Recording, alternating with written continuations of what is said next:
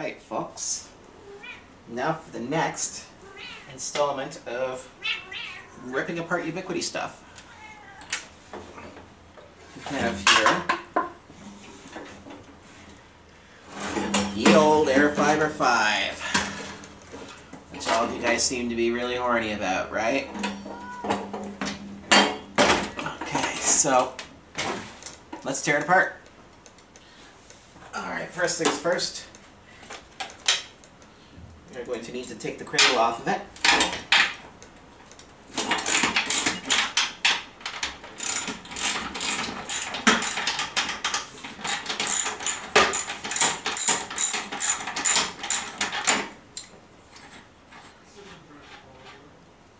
Alright. Cradle off. Alright, now we're left with the juicy bits. What do we got here? Alright, so we've got our interface right there. I'm sure many of you guys have already seen that before, depending on the version of the Airfibre 5. Alright, so now what do we need to do? Let's try this. I'm going to use my handy pink screwdriver, and I'm going to start taking out these little screws on the side here. Or you know what? I might just use a screw gun, as many of you guys have suggested. There we go, there's 1, 2, 3. Wow, that was really fast. I can't believe how fast that was using a screw gun. Personally, I like doing stuff by hand because, coming from a background in electronics, I find that it gives you more control. Okay, I'm not sure if I'm missing anything yet. Let's see here. Looks like it just pops off. I've never actually dismantled an Airfibre 5 before, so this is going to be a first for all of us here.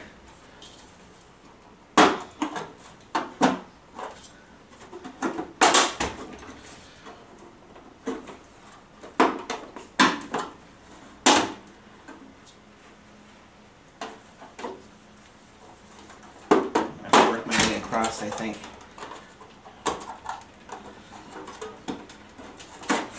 Am I missing anything? Nope.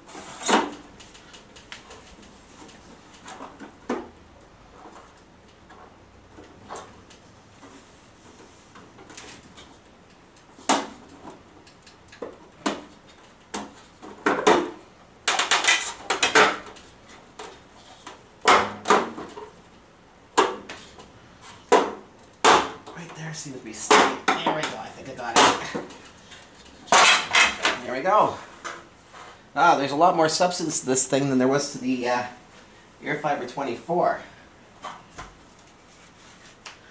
So this should just pop off now. Well, that's off. Let's take off a couple more screws.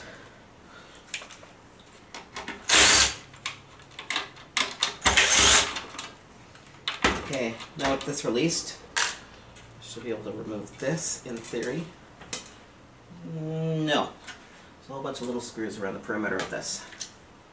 This part I'm going to do by hand.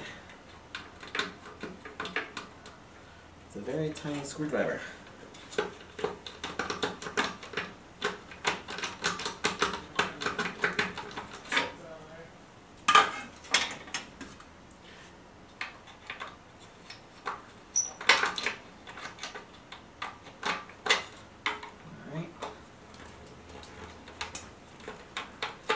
Really tight little spot to get into.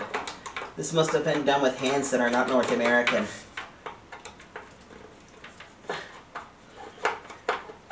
Now, where is Ubiquiti based out of? I can't recall. Maybe you guys can leave some comments about where it's made. I thought it came from Silicon Valley, but I might be getting them confused with Microtech. I thought maybe it's like Romania or the Czech Republic or something? I don't know. There should be a sticker on here that says made in the USA. Because God knows Americans love to brag about that sort of thing. Okay, here we go. Try this.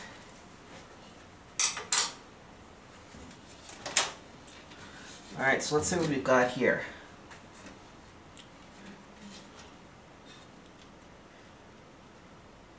So, right here we've got the outputs, and this looks like it's actually a built-in waveguide.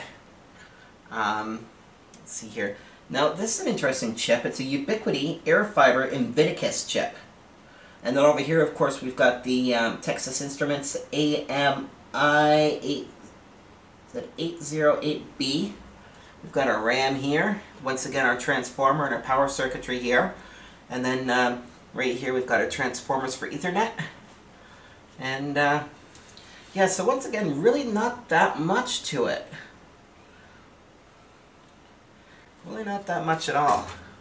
Alright, let's go a little bit further, shall we? Now, I will not take these guys apart. So these things are tuned specifically, and if I take these off, there's a strong possibility that I may actually not be able to get them on there exactly the way that they're supposed to be tuned. Alright, we got our GPS antenna right here. Let's take apart the face now. Actually, what do we got here? I'm going to take this, where did my other screwdriver get to? Let's see here, these are Allen's, and I do believe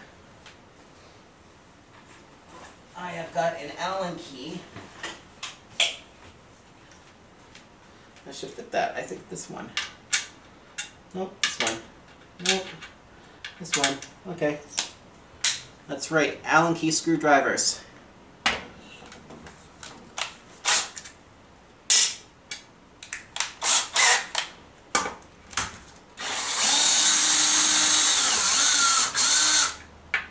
Okay, so here's one.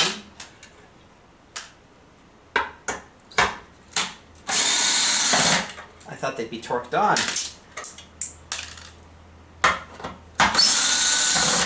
Let's tear this sucker apart. Woohoo! Anybody else with me there?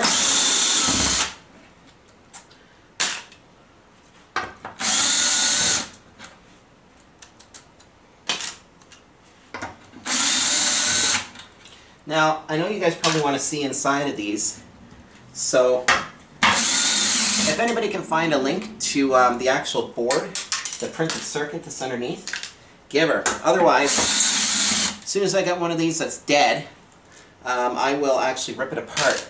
Or, you know what, a couple of you guys in the Ms.Fixit group actually repaired these, so why don't you guys make a teardown video for us?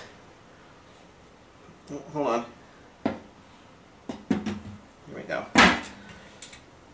Okay, here we go. Not much to look at, eh? And actually, now that I've got this off, I'll give you guys a close-up view of certain components. So that's basically a waveguide. That's the emitter. Here's the board.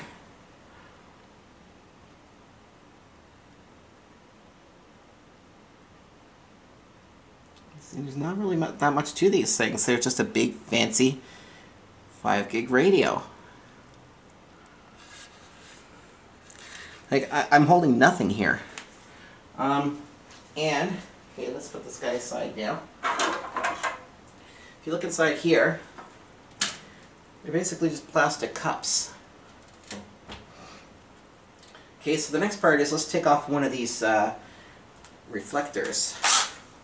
It's the end of the day, folks. Don't be picking on me for being slow-witted, okay? So first things first, let's get these guys off.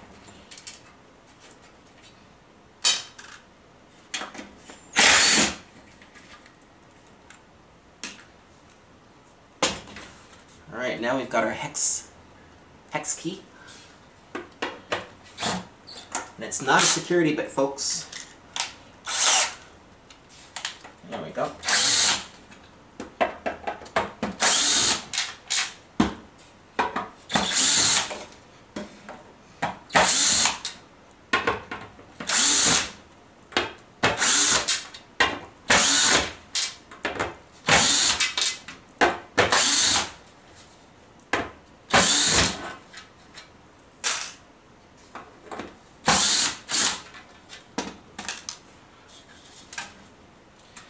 Now there is dirt in the shell, so I'm actually going to take this over here and flip it over.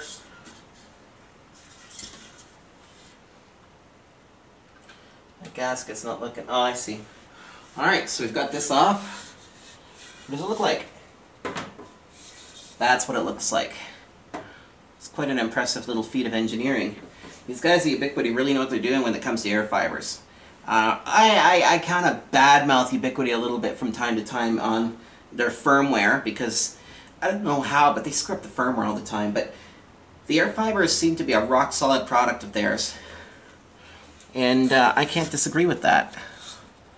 Let's take a look at that. Look at that. Isn't that interesting? It's a nice polished surface. It is breathable.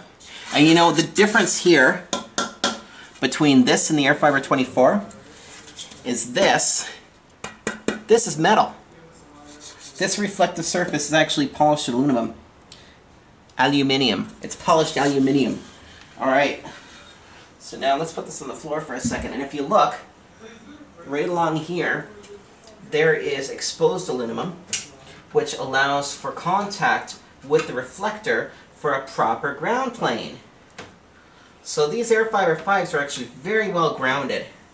I mean, not only could they take a direct hit of lightning, but for the most part, they're actually capable of absorbing a lot of interference. Plus, you don't need a shield kit. And here's the back of it, by the way. Pretty cool, eh?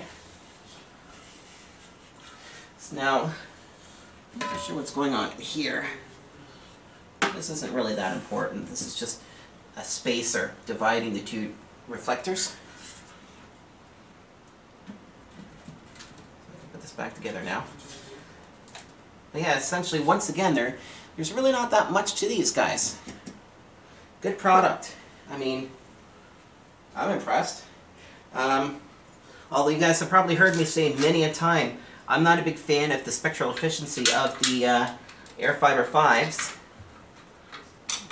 But they do have their application. In a clean environment, you can throw a hell of a lot of bandwidth across one of these links in a full duplex manner. Hell of a lot. It's good. See, where the hell did my washer go? I'm losing washers. This is crazy. Do you guys want to see me put it back together? Because if you want to see me put it back together, keep watching. Otherwise, I mean, there's really not much more to see here.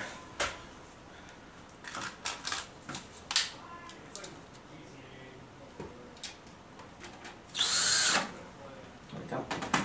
I'm just going to pick these out of here.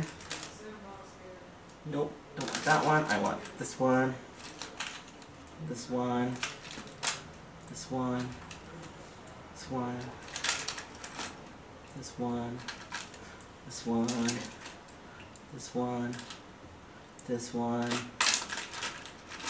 this one. Alright, let's put it back together now. Alright. So yeah, not much to these guys. It's just basically, it's a Jeep. And for those of you out there who don't know what I mean, do you know what Jeep actually stands for? What it originally stood for back in the day of early production?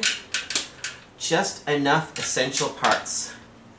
And that's exactly what you're getting here.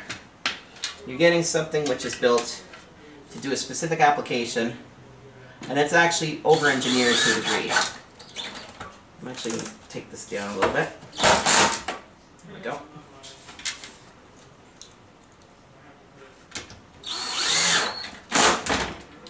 Because I don't want to strip the threading on here.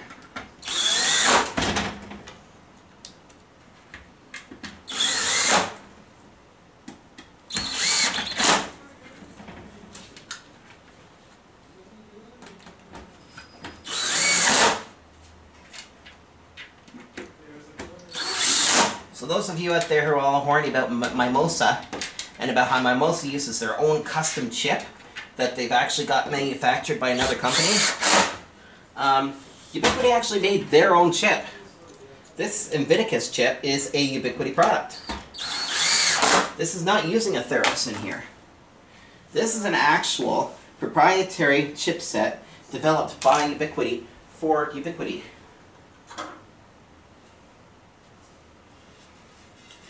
here we go once again.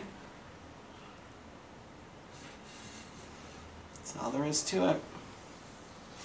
I already gave you guys a close-up so you guys could see the chips. I'll give you one more. Here's your chips. So if you want, you can pause that, take a snapshot and zoom in. It's in 1080p, so it should be good enough that you can actually read that. Sorry, I got shaky hands. Kind of ironic considering what I do for a living. Alright, so that's all there is to it, really. Let's put it back together. Make sure that the gaskets are in place and looking good. Nothing contaminating the waveguides. Alright. Rock on, rock on.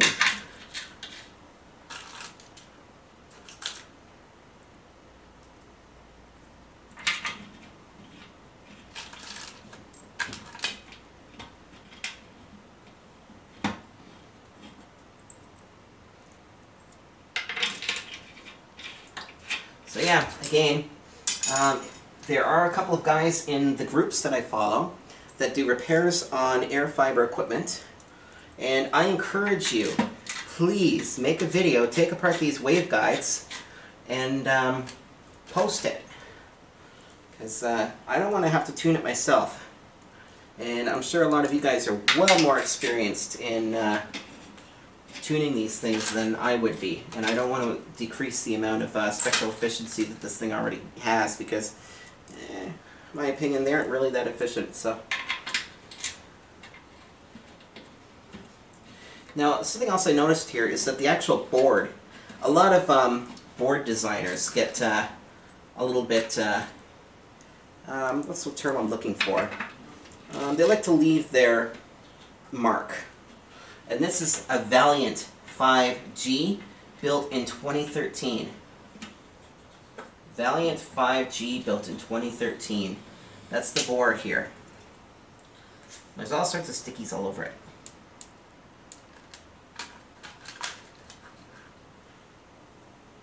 So now remember, along here, there's clippies that hold the actual cover on the radio equipment. There's a nice tight water seal on there. It's actually pretty cool. It's all inside here. This is all pressed with a gasket. And as you can see, it's open at the bottom, which is very, very smart to allow humidity and moisture out. Okay, so that's that. Let's, I don't need this hex key anymore.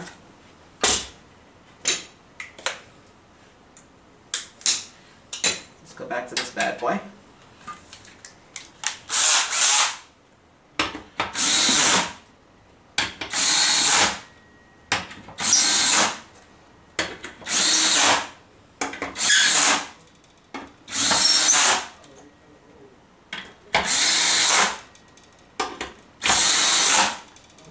There's that.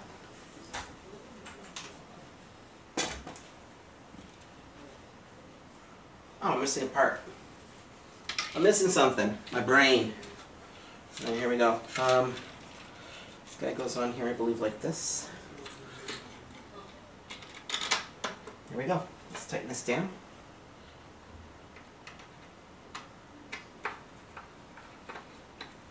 I need a wibbly wobbly bit for this thing. I really like this black handle screwdriver because it's got a very long shaft on it. For all you guys out there, yes, I just said very long shaft.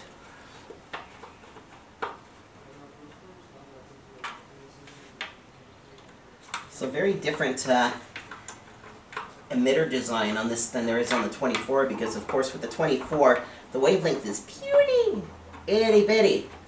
Where the 5 gig wavelength, what is the 5 gig wavelength? Can you put that in the comments on the video? Because I think 2.4 is 12 centimeters, isn't it?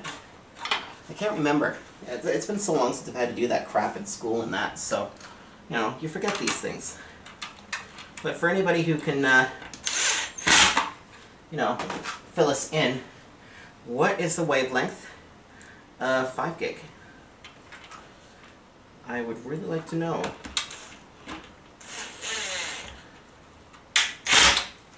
There we go. Now let's press this back in.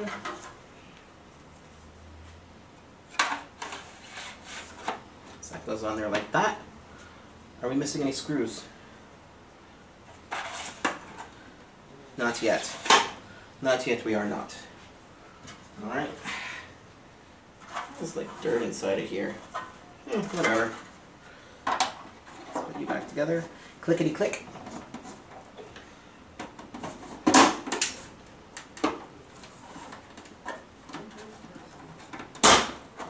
Here we go. That alone is good enough to water seal it, apparently, after what I've seen inside of it. Right, so I'm going to slide this little fucker off. And let's put the last of these screws in it.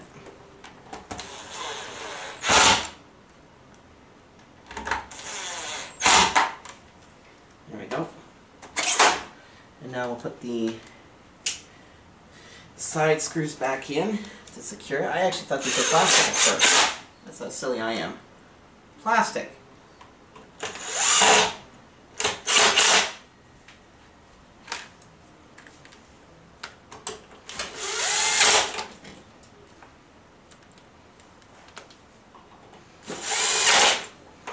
And there's that. All the screws are back in. Now let's put the cradle back on.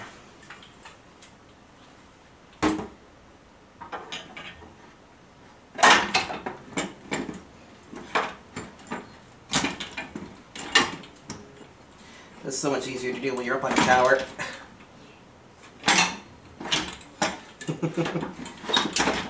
Here we go.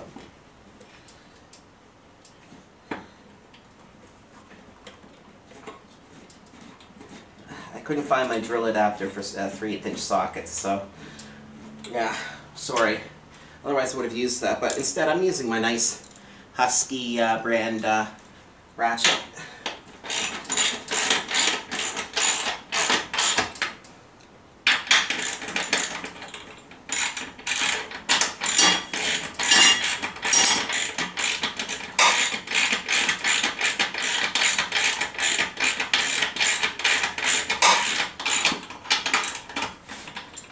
I'm having a hot flash. Brutal.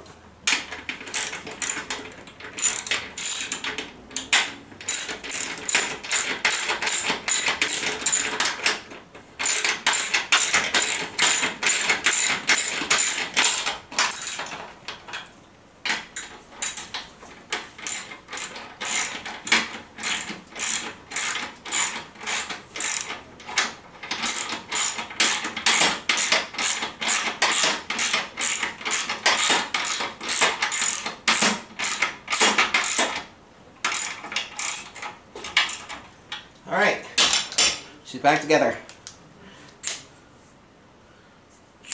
Now, I can put this thing back in service and bring about 100 customers back online. No, I'm just kidding. But no, I mean, that's all there is to it. And if any of you guys feel the need to take one apart because something's broken, there are all sorts of tutorials on Google that tell you about how to replace certain things. And eBay and AliExpress are the best sources for ICs that you can possibly find. So, well, unless you go to DigiKey. I mean, DigiKey and Active Components and all that stuff's pretty good too. But there you go, Airfiber 5 Teardown.